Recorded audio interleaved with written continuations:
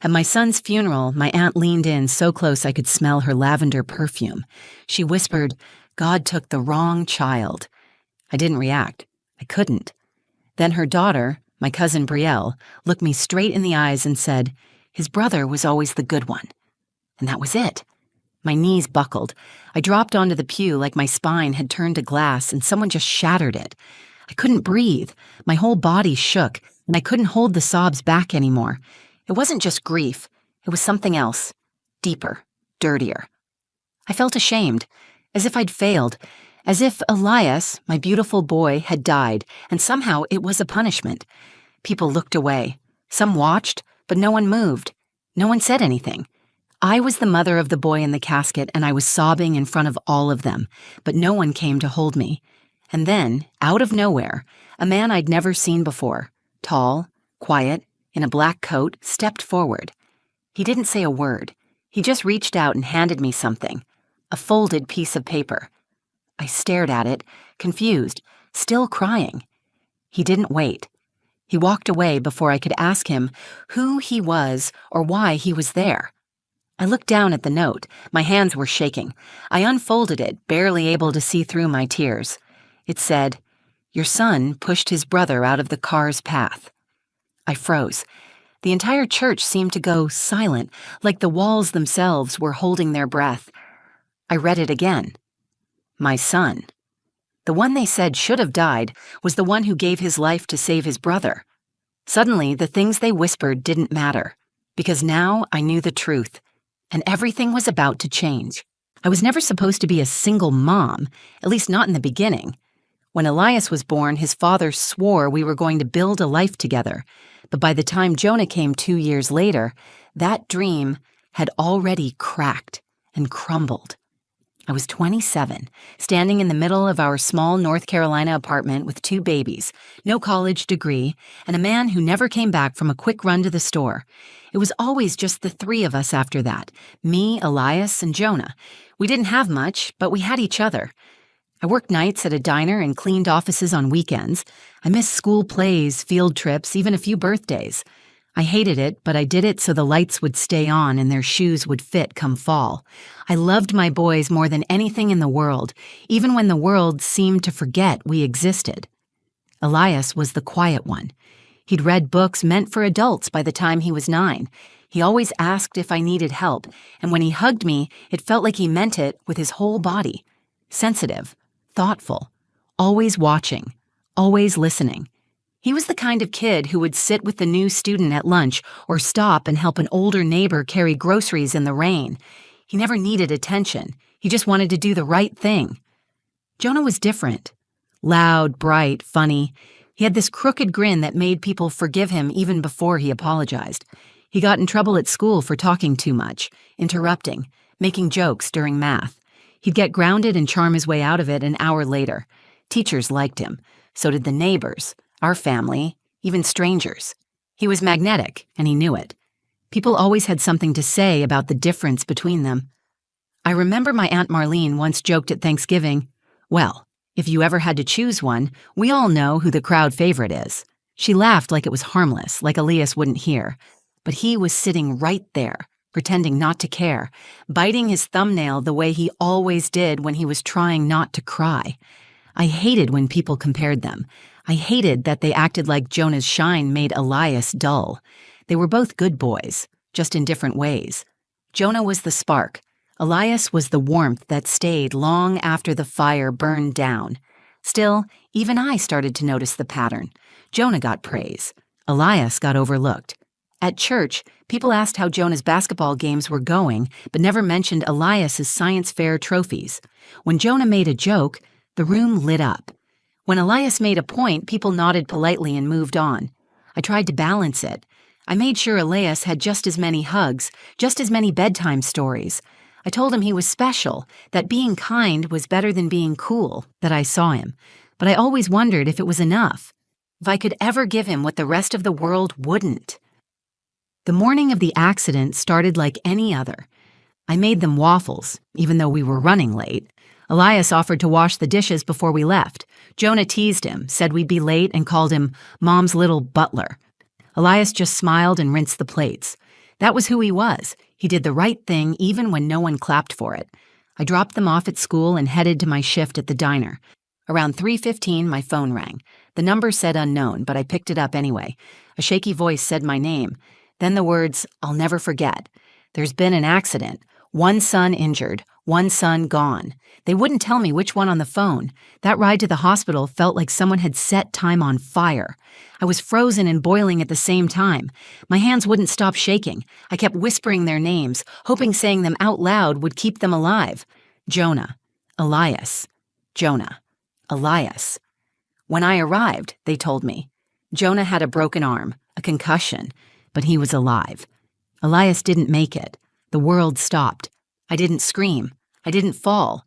I just sat there in that white hallway staring at the floor tiles, thinking about how Elias always walked between Jonah and the road just in case.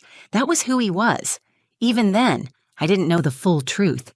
That would come later, at the funeral, with a note and a stranger. But in that moment, all I knew was that my heart had been torn in two, and the quiet one, the one the world barely noticed, was gone.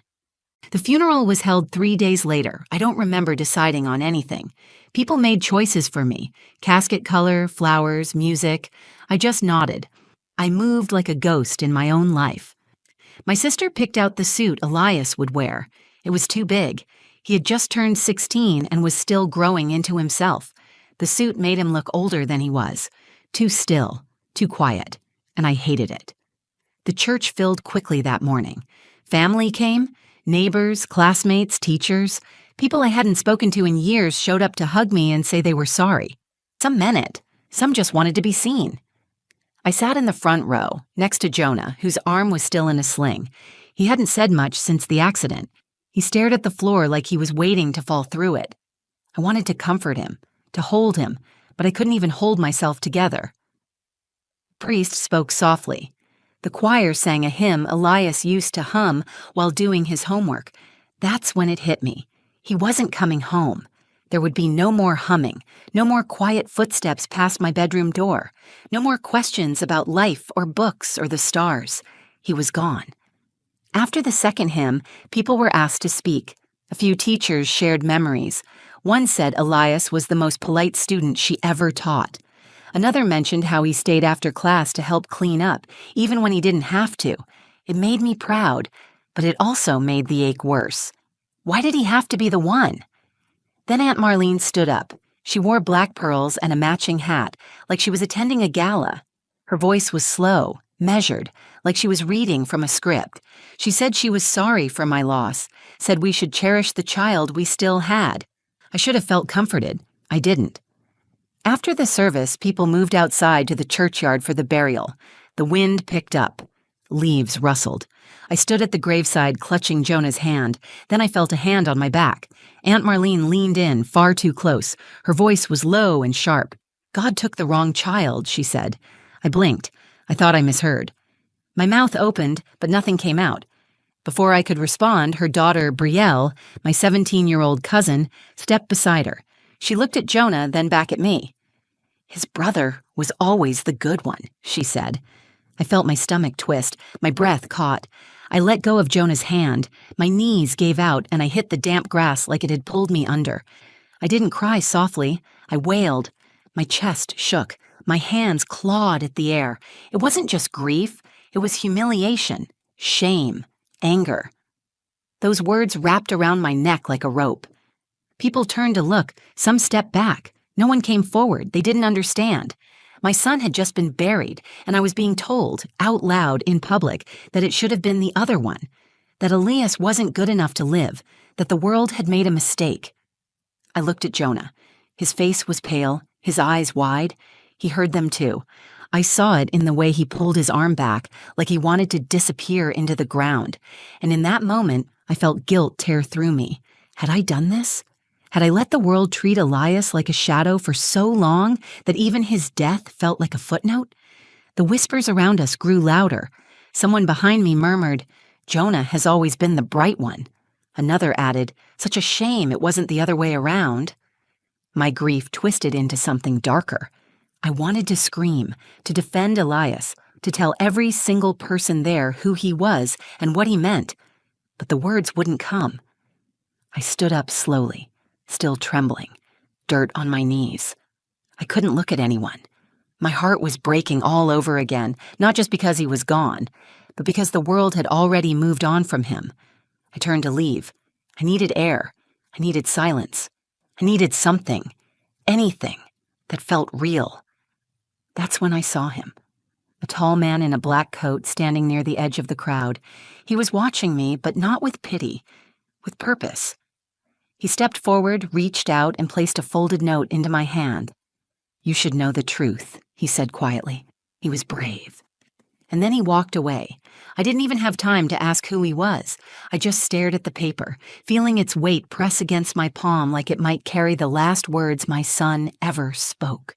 I didn't open the note right away. For a moment, I just stood there, surrounded by mourners who were now drifting back toward the church. Some glanced at me, some avoided eye contact entirely, but no one asked about the man in the black coat. It was as if they hadn't seen him at all. I looked down at the paper in my hand. My fingers trembled as I clutched it. It felt heavier than it should have, like it carried more than words. Jonah walked up beside me. His voice was small. "Mom." "Who was that?" I didn't answer. I couldn't. I unfolded the note and my eyes caught the handwriting. Neat, slanted, unfamiliar. Just one sentence. That's all it took. "Your son pushed his brother out of the car's path." My knees didn't give out this time. I didn't cry. I didn't scream. Instead, I froze. My heart pounded so loud I could barely hear the sounds around me. I read it again. The words didn't change. Elias had saved Jonah. In that split second, he saw the danger and made a choice. He acted. He sacrificed everything. It wasn't just an accident. It wasn't random. Elias had looked at his brother and chosen to give him a chance at life.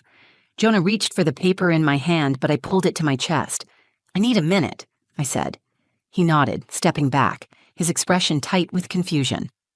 I walked around the side of the church and sat down on the low stone ledge near the old oak tree. I read the note again and again, whispering the words aloud like a prayer. My son, the one people pitied, ignored, undervalued, had done the most extraordinary thing a person could do. He had given his life for someone else. The tears came then, but they were different. Not grief, not shame, not rage. It was something fierce, something proud, something full of light. He hadn't died for nothing. He hadn't been weak or forgettable. He had been brave. He had been selfless. He had been good. I wiped my face with my sleeve. My hands were still shaking, but there was a new steadiness in my chest. I stood up, folded the note carefully, and slipped it into my purse. Then I walked back toward the churchyard. Not fast, not in a rush, but with intention. When I got there, the priest was wrapping up. People had started to leave, murmuring to each other as they passed the fresh earth of Elias's grave. Aunt Marlene stood with Brielle, laughing softly with another relative, like they were waiting for a ride to lunch. I walked past them without saying a word. I went straight to the front of the crowd and asked the priest if I could say something. He hesitated, glanced at the time, but then stepped aside. I took his place. My voice was hoarse from crying, but it held. I looked out over the crowd. Family, friends, neighbors, people who had shown up to mourn my son, though some had barely known him. Some had spoken kindly. Others had judged, whispered, chosen their favorite long before tragedy forced them to pick. "I want you to know something," I said. "You've all heard a lot about my sons lately. You've heard how different they were. You've heard who was the favorite. You've heard who people think should still be here." A few heads turned. Marlene shifted on her feet. Brielle looked at her shoes. "But you didn't hear what happened that day. You didn't see it. Elias did. He saw the car, he saw Jonah on his bike, and without thinking he pushed him out of the way. He died saving his little brother." Silence fell. The wind stopped. Even the birds seemed to quiet. "I got a note today," I said, holding it up. It was from a stranger who witnessed everything. Elias chose Jonah's life over his own. That's who he was. That's who you buried today. I turned toward Marlene, then to Brielle. "So the next time you say God took the wrong child, remember this. Elias didn't just die. He saved a life. That is what goodness looks like. That is what real love looks like." I didn't wait for applause. I didn't need anyone to tell me it was powerful. I stepped down and walked back to Jonah, who was crying now, head bowed, shoulders shaking. He looked at me and whispered, "I didn't know." I took his face in my hands. He did, and that was enough for him.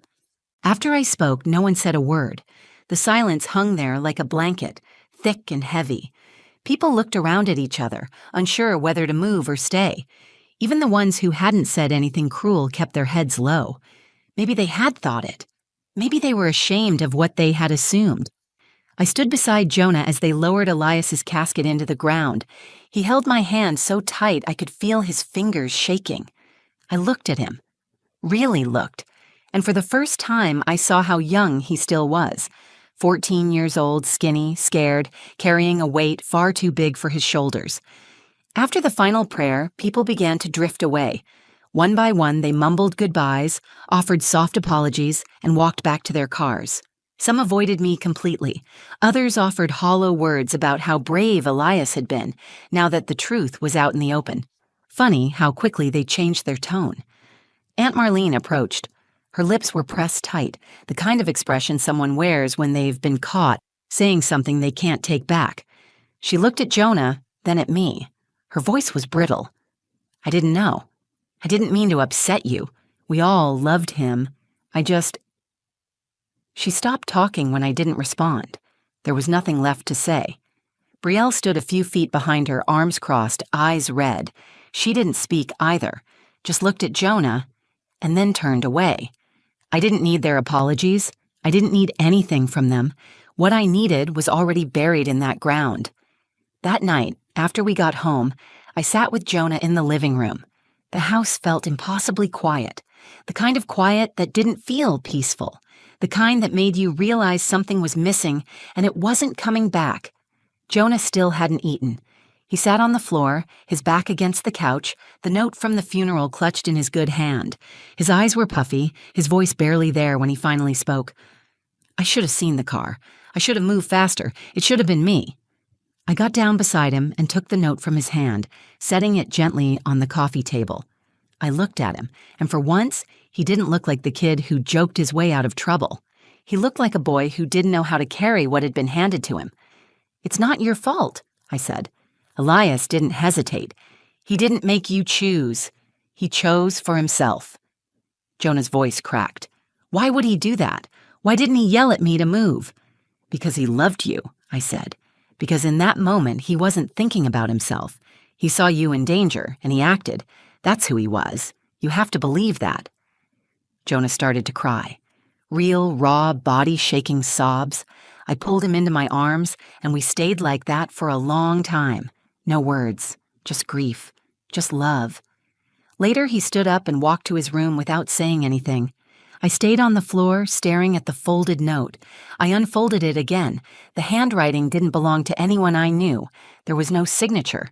Just that one sentence. "Your son pushed his brother out of the car's path." I looked out the window into the dark. I didn't know who the man in the black coat was. I didn't know why he had waited until the funeral to come forward. But I believed him. With everything in me, I believed he was telling the truth, because it made sense.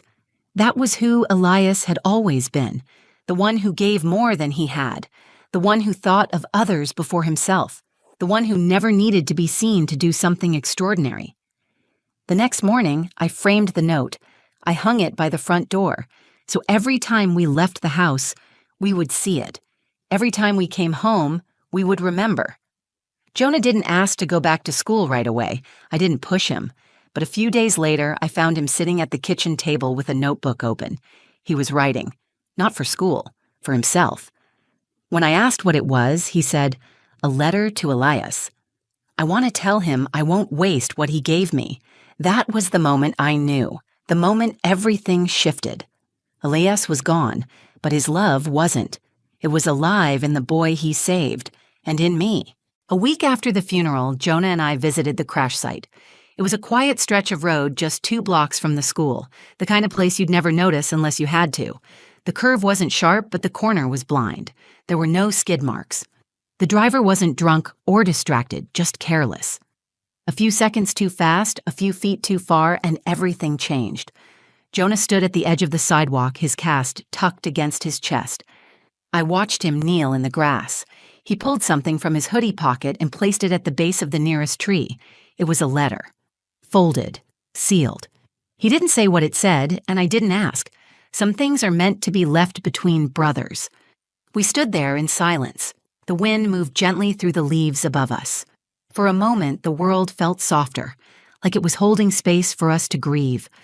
When we got home, Jonah taped a photo of Elias to the inside of his bedroom door. It was one I had taken on his last birthday. Elias was smiling, holding a chocolate cupcake, his face lit by candlelight. Jonah didn't say anything about it. He just nodded when I noticed. A few days later, he asked if he could join the science club Elias had been part of. Said he wanted to finish one of his brother's unfinished projects. It was a small thing, but it meant something. It meant he was choosing to live in a way that honored the boy who saved him. I started to heal, slowly. Not by forgetting, but by remembering with purpose. I went through Elias's things one drawer at a time. I kept the letters he wrote me, the books he loved, the sweatshirt that still smelled like him. I donated the rest to families who needed them, not because I wanted to let go, but because I knew he would want to help someone else. The man in the black coat never came forward again. I asked around. No one remembered seeing him. No one at the funeral knew who he was. For a while, I wondered if I had imagined him, like some kind of guardian sent to deliver the truth. But the note was real. His words were real. And that was all I needed. I framed the note and hung it by the door just as I had promised myself. Every morning, Jonah touches it before he leaves for school. It's become a quiet ritual, something between a blessing and a vow. People stopped whispering, or maybe they just got quieter about it. Either way, I no longer cared what they thought. They hadn't known Elias the way we did. They hadn't seen the small moments of grace he gave to the world, even when no one was watching. Now they knew how his story ended, but Jonah and we knew how he lived. One night, a few months later, Jonah and I were sitting on the back porch. The stars were out and the cicadas buzzed in the trees. He leaned back in his chair and looked up. "Do you think he was scared?" he asked. I looked at him, and for a second I saw the boy he used to be, the one who chased fireflies and made up songs about cereal. But I also saw the young man he was becoming. "No," I said. "I think he saw you and knew exactly what he had to do. I think he made peace with it before he even hit the ground." Jonah nodded. He didn't cry. He didn't speak again. He just sat with the truth of it. That's how grief lives with you, not always in loud moments or empty rooms, but in quiet understanding, in choosing to carry love forward, in remembering not just how someone died, but how they lived. Elias taught me that the world doesn't always reward the kind ones, the quiet ones, the ones who don't ask for attention, but they are the ones who hold it all together, the ones who love without needing to be seen. He gave his life for his brother, and in doing so, gave us both something we'll never let go of. So now, every morning, I tell myself what Elias showed me with his final act. The good ones aren't gone. They live in the choices we make, in the way we love, and in the people we choose to become. Thank you for staying with me through this story. If Elias's sacrifice moved you, if his quiet strength reminded you of someone in your life, please take a moment to honor him by liking this video. Share it with someone who might need to hear this kind of love still exists in the world. Leave a comment below. Tell me about the people in your life who show up quietly, who give without asking, who love deeply. I read every one of them, and if this kind of storytelling speaks to you, subscribe to the channel. There are more stories like this, real, raw, and rooted in the things that matter, because some stories don't just deserve to be told, they deserve to be remembered. Thanks for watching. I'll see you in the next one.